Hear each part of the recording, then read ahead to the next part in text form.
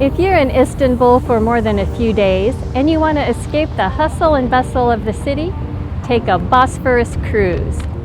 There are many options for short cruises on the Bosphorus or around the Golden Horn, or you can take the Bosphorus Long Cruise, an all-day tour, which is what I'm doing today. In this video, I'm going to tell you everything you need to know about the Bosphorus Long Cruise and show you what this trip is like. And trust me, you're not going to want to miss this. Not only is the cruise beautiful, the views from the short hike at the end are absolutely breathtaking. It's worth setting aside a whole day for the Bosphorus Long Cruise, as it travels nearly the entire length of the strait, from the Sea of Marmara to the third bridge near the Black Sea. The entire trip takes about 6.5 hours, leaving at 10:30 a.m. and returning at 5 p.m. Total cruising time is 4 hours, but the best part is you get 2.5 hours of free time at the quaint village of Anadolu Kavağı. As of July 2024, the fare for locals is 240 Turkish lira, and for foreigners it's 480 Turkish lira, which is just under $15. With inflation being what it is here in Turkiye and fluctuating currencies, these fares can and will change, so I will put a link to the current fare in the description below. The ticket office is located at Anadolu Pier, just east of the Galata Bridge. It opens at 10 a.m. and there's no need to buy your tickets in advance, as there is plenty of room on the boat. There are 3 seating levels on the boat, including both indoor and outdoor seating. Most people start the trip on the outside to get the good views. On the way back, most people move inside to get out of the sun. As to which side of the boat you should sit on, that's kind of difficult to figure out. I started out on the left side thinking I would get the better views there, but I soon realized that the boat moves in either direction and I was soon on the right side of the boat. As the cruise departs the Anadolu Pier, you get great views of the Galata Bridge and the big cruise ship station of Galataport.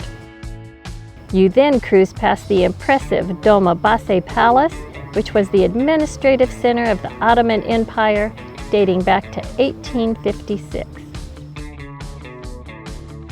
The views of Istanbul at the start of the trip are wonderful, and you get a glimpse into the importance of the Bosphorus Strait as an international trade route. Soon you are welcomed by the beautiful Mosque at Ortakoy as you pass under the first bridge, which was constructed in 1973. There are a total of 6 stops along the way, just long enough to load and unload a few passengers. The Rumeli Fort, built in the 15th century, lines the banks of the Bosphorus and stands as a reminder of Istanbul's long and complex history.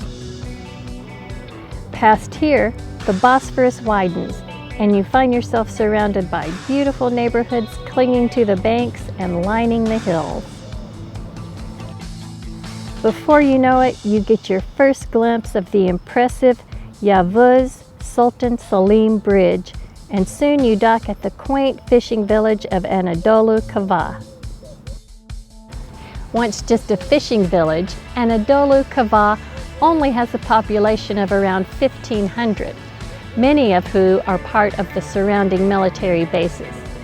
This has been a strategic military area for centuries and remains so today.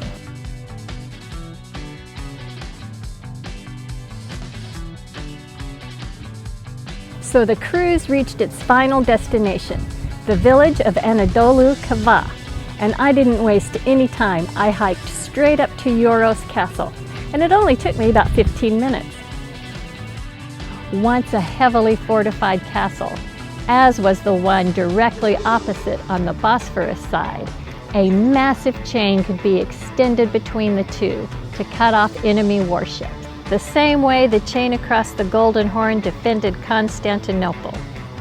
Originally settled by the Phoenicians and the Greeks in the BC era, many temple remains have been discovered all around.